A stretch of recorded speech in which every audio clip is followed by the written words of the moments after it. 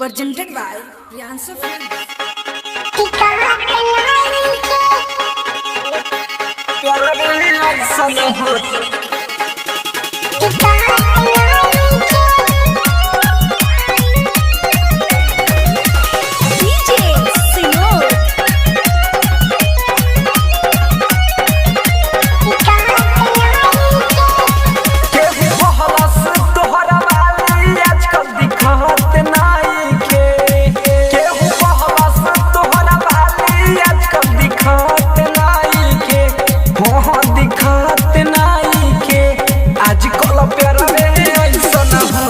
ढेर दिन टिकत नाइखे आजकल प्यारा में ऐसन होता ढेर दिन टिकत नाइखे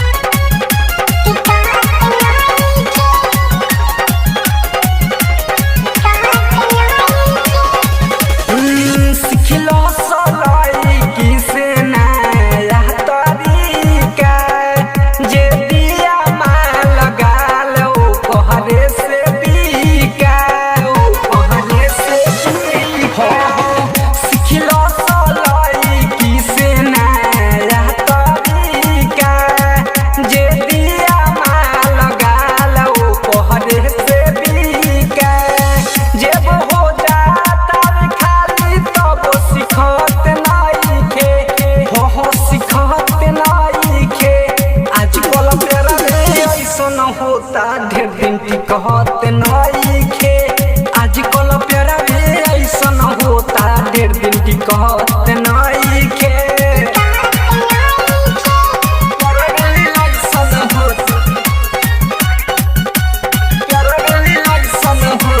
Priyansu Recording Studio Motihari.